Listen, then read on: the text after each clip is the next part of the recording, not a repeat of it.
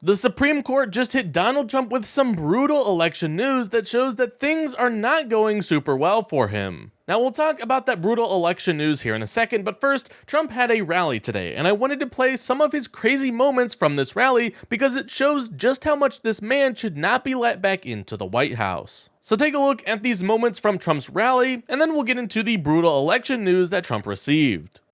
Joe Biden became mentally impaired. Kamala was born that way. Okay? She was born that way.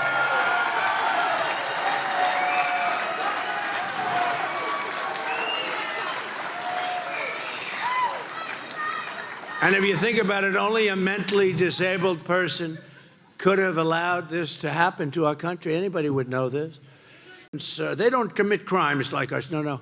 They make our criminals look like babies. These are stone-cold killers. They'll walk into your kitchen, they'll cut your throat.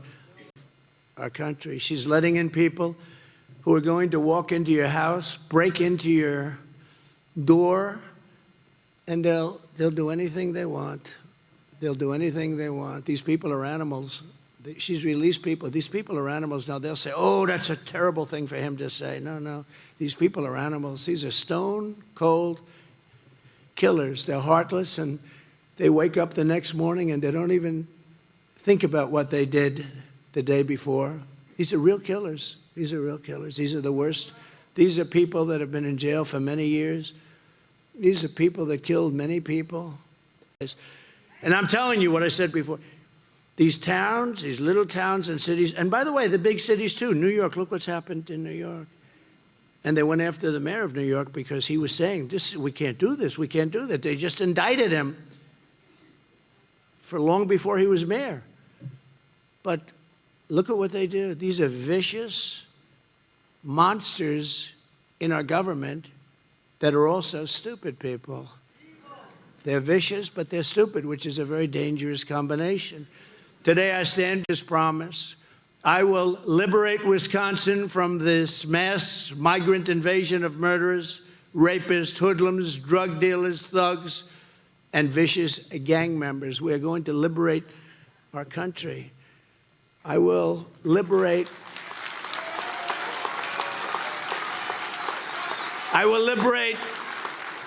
our nation. Our nation will be free again if we win this election. And it's going to have to go fast because we're not going to be able to handle it.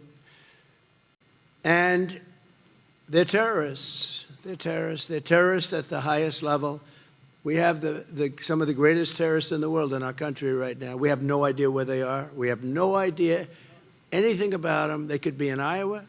They could be in Idaho. They could be here. People watching. And I told them, if we win and when we win, we're going to prosecute people that cheat on this election. And if we can, we'll go back to the last one, too, if we're allowed.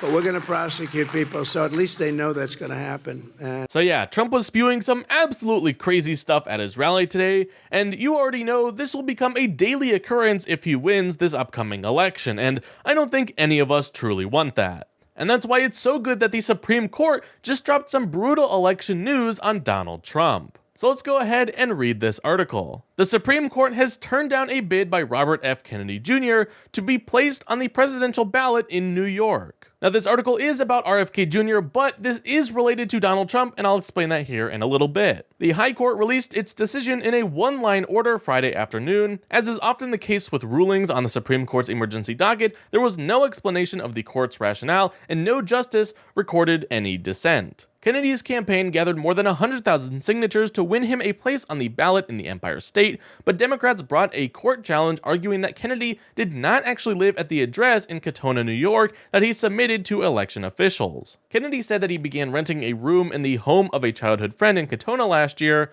but the friend's wife testified that he only stayed there overnight once. "I am at the very fiber of my being a New Yorker," Kennedy declared in a court filing last month. Now this article does go on, but we're going to end right here just because there's not a whole lot of new information that the article provides after this point. Now the reason this is so bad for Donald Trump is because he was hoping that RFK Jr. would be on the New York ballot to take some votes away from Kamala Harris. So now that the Supreme Court has not allowed that to happen, it will make it look like Kamala Harris won by much larger margins than she would have had he been added to the ballot. And of course, this was all a part of Trump's scheme to make it look like the election was rigged, which is much easier to claim if the votes were just a few thousand apart. But if Kamala Harris wins by such a large margin that there's no room for any dispute, Trump's claims won't reach nearly as many people. And this just goes to show you how important it is for us to all get out and vote, since Trump is going to do everything that he can to get back into the White House.